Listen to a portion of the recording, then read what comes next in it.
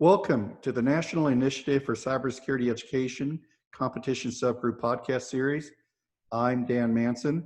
It is my pleasure today to have a good friend and colleague of mine, Mary Galloway, who is the CEO and founding board member of Women's Society of CyberJitsu and works as a senior security architect in Las Vegas. Welcome to the podcast, Mary. Hey, Dan, thanks for having me. I'm excited to be here. I always like to start with backstory, and you have a fantastic one. How did you get started in cybersecurity, and how did you first find out about competitions? So I got my start in 2009. I worked for a company called Accenture on a big government contract for a three-letter agency. We were basically managing their interim data center when they were trying to consolidate from multiple large locations across the DC, Virginia, Maryland area into one location right outside of Fort Belvoir in Springfield. And so I had no clue what I was doing. I came in as a network engineer. I thought that was like the super fancy title before I realized that people just kind of make up titles in the industry. And I had no experience. It was crazy. It was weird. And because of that, they kind of pushed me into a secretarial role, basically, finding out what the projects were, what the statuses of the projects were, and then presenting that at our weekly meeting. It was actually in that job that I went to a Security Plus training and I found out about ethical hacking. And so at that time I was a Cisco guru. I dove into Cisco. I loved to, deal with switches and routers from them. And when the instructor for the ethical hacking course came in and showed us the router configuration on the internet in plain text, I said, yeah, I want to learn how to do that because I protect those devices now, and that information should not be easily accessible on the internet. So that was kind of how I started to go down that route because I wanted to be a pen tester for a long time, pen testing. And then I ventured off from that role to another role, doing more security-based stuff. So dealing with disastigs and securing the switches and routers for the Department of the Army down at Fort Bragg. And that was cool. Did that for a little while. All of this stuff is contract work if you're familiar with the government. Mm-hmm. And I dove deeper into security. It wasn't really like a cybersecurity thing. It was just more of information assurance and that type of thing. But I really enjoyed being able to understand how to make the devices more secure and how to protect the data and understanding how data moves between the different systems and whatnot. I wasn't introduced to competitions until I started working back in the DC area for Homeland Security. And that's when I ran into CyberJitsu. I had taken the CISSP a couple of months prior. I failed it by 4 points, and I was really distraught because CISSP is expensive. And I was going to have to pay again out of pocket to try to get this certification. And so I went to a study group that Lisa was having for CISSP, and I was just like, wow, I really like this group of people. And I started going to the workshops that she was having. And she invited me to be on the MDC3 competition team. I had no clue what that meant. I didn't have a clue what we were supposed to be doing. We had a Windows image that we had to find vulnerabilities for. And I was like, I'm not a Windows person, right? I'm like an iOS person and I'm a Linux person. I had no clue. But it was that competition that was just like, holy crap, this is so much fun. I want to do this. You have your team with you, you're finding things. And as soon as you find one flag or one vulnerability, it's like this light bulb just goes off. And it's just like, wow, I can totally do this and it's fun. Go ahead. I really think CyberJitsu is one of the coolest organizations I'll ever have a chance to be with. The members of CyberJitsu have this attitude, and I love the attitude because you want to get hands-on. You really want to dig in. You embrace competitions. What is it that you found with CyberJitsu when you became involved? What was your experience like getting involved with them? It was fun. It was easy. We would meet up once a month for workshops. We'd sprinkle in some networking events. We'd meet up at networking events to be together, so we weren't the only woman there. We didn't feel alone. We could have a group of people to talk to. And so it was forming a family, right? We built our tribe, we were building our community, and it was fun. It was cool. I still talk to a lot of the original folks that, supported in the very beginning, that have since, progressed in their careers. They've moved on to different things. And it was just such a welcoming, experience from the very get-go. And, everybody's mentoring each other, everybody's helping each other, everybody's, nobody's like making you feel like you don't know anything. And so that's what I like about the organization. That's what we try to instill continuously with all of our members. And as we grow and get new people in leadership roles, this is your family away from your family. Mm-hmm. And we want you to be able to be comfortable asking for help and asking for advice and, going out and doing. We want to empower you to be able to just make things happen and get things done. You've been able to do some really cool capture the flags and competitions. You were the main group involved with the Wicked Six along with Cat's Eye. What are some of the most rewarding activities that you've been involved with CyberJitsu? Man, so Wicked Six, most definitely. That's our latest esports, cybersecurity meets esports for a cause event. That experience in and of itself was freaking amazing. Just to be able to walk into the HyperX arena and see the hard work and see the logo and see this up on the screen, and it shows, wow, we've put something together that's impactful, that can help people, that can showcase the skills of folks that are coming up, and that we need people to work in these roles, right? We've got 3 million jobs opening up in the next couple of years. Mm-hmm. Competitions like Wicked Six help recruiters say, hey, these people have these skills to do this. So that's one of those things. The other part is the CyberJitsu Awards. So that started in 2014. I had gone to a Women in Tech awards event, their leadership awards event, and I was super impressed. Then I said, well, what about the cybersecurity folks, right? And so I said, Lisa, hey, let's host an awards event. Had no clue what was going to happen, how it was going to turn out. We actually sold out the first year, which was really cool. It was at Busboys and Poets. And what I liked about that event was we were recognizing women in the industry, as well as showcasing, hey, we're here. Look at the great work we're doing, right? The first year, it was mostly just us picking people. Then the second year, it was a nomination process. And we've opened it up every single year to the nominations. And to see the number of women that get nominated and to see what it is that they're doing and the impact they're making on those around them, that right there, it doesn't matter if you're a winner or not. Somebody thought you were making an impact and they wanted to recognize you.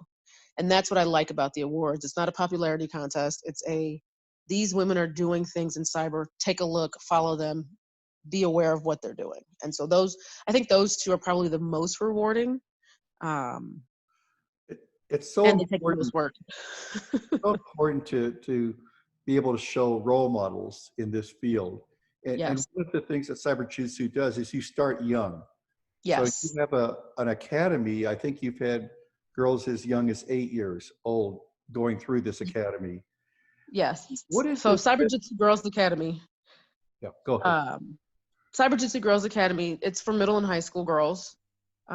It's a 9-month program, 1 weekend a month on a Saturday, and they come in, they learn all types of topics in STEM. So from the anatomy of a computer to information assurance and security to wearable tech and robotics. And what we're trying to teach them is about teamwork. We're trying to, help them build their confidence, help them understand that, hey, there's other options out there besides just the traditional, the arts, the businesses, teaching. You can go into cybersecurity and have a thriving career, in tech or cyber or whatever. And so that's the goal. And plus they get to meet other girls their age doing something similar, and they start to build their communities at a young age, which can follow them as they get older. There are other activities that are seeking to increase the talent pool. There's Cyber Patriot, Girl Scouts of America now have cybersecurity badges. But I think that you're willing in CyberJitsu to really go deeper in terms of the skill set that girls can develop and that women who want to go into this field can develop. What is it that holds women back or girls back from going into cybersecurity, and how do you address it? So some of the things that we've heard over the years from girls and from the women is, oh, you have to look a certain way. You know, you have to wear the hoodie or the khakis, or you have to have a certain background, or, you know, I just don't think I can do it. They told me that I can't do it because it's hard or involves math. And we hear all kinds of excuses for why somebody won't go into it. And what we try to do is we try to show them, hey, you don't have to look like what they show on TV to go into cybersecurity. You can look any way you want. You can go into any side of cybersecurity you want. You can have any kind of background, as long as you have, you know, the passion to learn, and you take the initiative to learn. You have a hunger to want to dive deeper and, you know, analyze and figure out what happened or how to get in or how to break things. You can do this. And we always, always, always encourage, especially on the women's side, you know, if you want to do this, just do it. There's always going to be naysayers. There's always going to be somebody that says, oh, you're not smart enough, or you're not good enough, or you look too cute, or you look too pretty. There's always going to be those people, right? Take that negative energy, turn it into action, and show them, hey, I don't need your approval. I can do this myself. You have two examples of someone that you've known who developed that passion through CyberJitsu, whether it's a career changer or someone very young who got the passion and stayed with it. Do you have one or two examples of that you can share? So for the girl side, very, very early on, we had a young lady, her name was Brooke, and she was going into the medical field.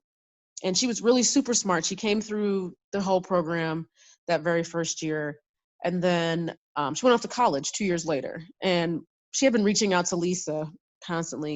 And she told Lisa, hey, Lisa, I went into computer science versus medical because of CyberJitsu Girls Academy, because we introduced her to something that she hadn't been introduced to. You know, the kids are in technology, but they're not in technology like that.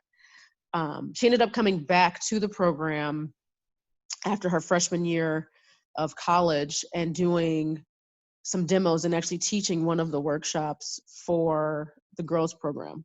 So that was kind of one of those cool stories of how those kinds of things work. And then on the adult side, who do we have? So Marcel is a perfect example. Marcel was a career changer. She came in to CyberJitsu. I don't remember. She might have came to a workshop or something. But she had like all these ideas because she had a career prior. But when she came in, she hit the ground running. And I swear Marcel frickin' absorbed everything under the sun. She's like the competition guru across the board. And she excelled in cybersecurity super quick. She was teaching it. She was working at these different jobs. And it was like literally within a 5-year period, it was a complete 180. Right? She was on our board. She's on our executive leadership team now doing the competition stuff. But she's one of those stories where it's like, you may have some experience with technology, but if you're not diving deep into it, then you don't really know. And for her to come in and make that transition, it was awesome to see. CyberJitsu started on the East Coast, started in the DC area, but now you've expanded. You have chapters that are forming across the country. If someone in another part of the country wants to get involved with CyberJitsu, how do they do so? So we have a Slack channel. You can go to our website, womenscyberjitsu.org, and under membership benefits, click on join a Slack channel. And you can get into the Slack community. There's a lot of conversation that goes on around jobs and activities and people that like to vent and talk about whatever's going on. You can also become a member. So even if there's no chapter locally where you're at, The majority of our stuff can be done remotely, so you can become a member. You get all the perks of discounts to trainings, access to discounted certification vouchers, first access to some of the leadership roles for volunteering.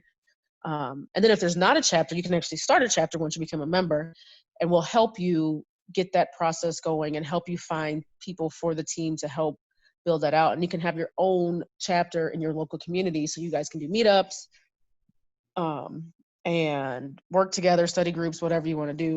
And we pretty much help you do all of that. We've got the whole foundation for you to get that started.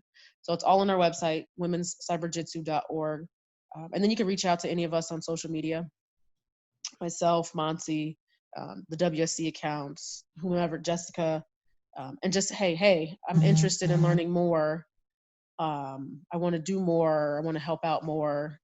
You know, we don't discriminate, so anybody can come participate, man or woman, or everybody in between. It doesn't matter. Well, you have a term for men in the that are involved, and you know it's the same term that WESIS uses, and it's a wonderful term. You call us allies. Yes, allies. Yes, and we even have a membership for the guys. But it's important. We knew early on that it's important to have a community for women, but it's also important to make sure that we engage everybody in this community, because we are not going to be successful by ourselves.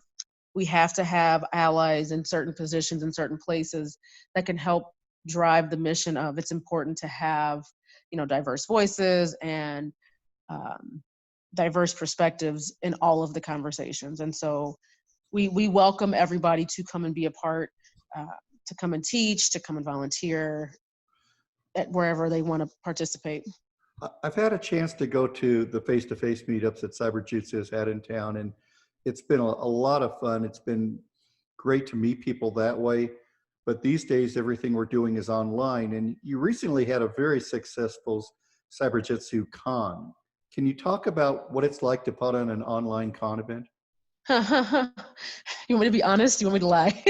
I really enjoyed it. I did networking the same way I would do networking face-to-face. So I loved it. And that was, so with the platform that we used, that was part of the reason we got it, because they had the networking, the matchmaking function. So you could select your interests, and then it would match you to folks that had similar interests, so you could have a conversation if you wanted to. There's tons of platforms out there that you can use, right? It's just a matter of money, what you're looking at, etc. All in all, I think the event turned out great. We had 24, 25 speakers, I think. We had like almost 30 volunteers that came out and helped, from getting speakers into rooms to troubleshooting technical issues to engaging the crowd in each of the sessions. It was 3 tracks, 2 workshop tracks. One was offensive security, one was defensive security, and then a talks/presentation track of, you know, building your brand, your community, how to build a threat intel program, where to place sensors. So more of the advanced topics for some of the advanced crowd. The feedback that I got, 99.9% of it was awesome. The other parts was just kind of like, hey, there's some technical issues, yada, yada, yada. But that's what you run into with any kind of virtual event. But all in all, I think it went really well. It was a really ambitious idea to do 3 tracks over one day, but I think it worked out. We plan to do more. You had a great keynote. You had a keynote that told a really beautiful story about themselves, and then you had a great happy hour. You know this. I think the end of the day social event was the highlight. Yeah, that was fun. The trivia. That was an interesting competition there, because some of those questions was like, who knows this? Yeah. But it was a way to, you know, close the event out. It was the fun. We like to have fun. CyberJitsu has always been, yes, we want to learn, we want to study, we want to be technical, but we want to have fun. And so we've always just been able to have a good time whenever we get together, no matter where it's at, no matter what we're doing. And that's the vibe that we want to keep going through this whole COVID thing, through not being able to see people and physically reach out and touch them or hug them or, you know, whatever it is. And activities like that kind of help break up the monotony of what's going on right now. What are the goals that you have with CyberJitsu, especially related to competitions in the next few years? Well, we want Wicked Six to be bigger and better. So anybody that wants to sponsor, let me know. We'll send you some information. But we want to, we want to be able to bring more competitions to our members that help them highlight their skills, right? We want them to be able to say, I know how to do these skills because I did X, and be able to put that on the resume.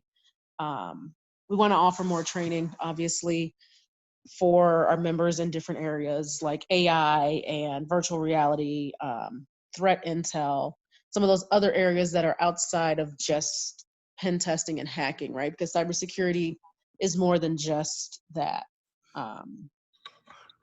Wicked Six is the most fun advanced competition I've ever been involved with, because you did two things that I've wanted forever, ever since I went to my first cyber competition. You had an audience that was engaged, and you had play-by-play. You had people calling what was going on in the competition, in the game. And I just want to see more of that, because I know how meaningful a cyber competition is, and also how competitive it is, how much it's like a sport. But unless people can appreciate it from the outside looking in, I don't know how it goes to where it needs to go. Yeah, that's an interesting one. And I think we have a lot of big plans for Wicked Six, and just gaming in general as it pertains to like esports and the competition. Ideally, we want it to be a sporting event, like on ESPN if possible, type of thing, or some big named entertainment company like that, because it's important for people to see that cybersecurity is fun, and that's going to take the community, right? So we have some big plans for it. I don't want to disclose too much because people like to take the ideas and run. But hopefully next year we can have those ideas come to fruition. Maybe we'll talk about those a little bit later, in a second webinar podcast thing about exactly what's going to happen. But the goal ultimately is to make this a major sport, even if it's may not be Wicked Six specifically, but the idea of cybersecurity and esports together, we want it to be major, like some of the other What I would encourage esports people to do who are listening to this podcast and want to know more about Wicked Six is go to the Women's Society of CyberJitsu YouTube channel, because you have a lot of videos on that channel on Wicked Six. Yes, and you can see the whole competition since we streamed it live. The whole thing is saved there, so that you can take a look at it. And I watched it recently because I was uploading some other videos on YouTube, and I was just like, wow. Listening to the policy channels, like listening to the students give their presentation on for the policy stuff, and like what type of policies, and how to just identify who in the organization needs to be involved in the building of the cybersecurity plan, was such a cool experience, because you don't see that in competitions, right? So we're preparing the next generation to be able to go and work in cybersecurity through our workshops, through our games, through Wicked Six, through all of our activities. And that's the important part of it. What's the value of playing in a cyber game as opposed to learning in a traditional classroom environment or studying for a certification? What a cyber game adds? It adds the hands-on experience, right? It gives you that, like, I typed it, I can remember it in my head type of thing, versus just reading a book, which is why 90% of our stuff is going to be hands-on, because we want it to be reinforced that these are the skills you can do. We want you to be able to say, oh, I can fire up a Kali Linux box and I can start running Nmap, and I can start, doing some web app pen testing and things like that. But I think the biggest difference is with competitions, it's the hands-on part of it, and it's the learning. So the platform that you use determines whether you're going to actually learn something from what you're doing. or not. A lot of folks are like, I went to this competition and I had no clue what I was supposed to be doing. I didn't understand anything. And sometimes they get defeated, right? And that defeats the purpose. You want the competition to be a learning environment so that they don't feel defeated and so they keep going. And so with Wicked Six, that's the goal we're trying to have.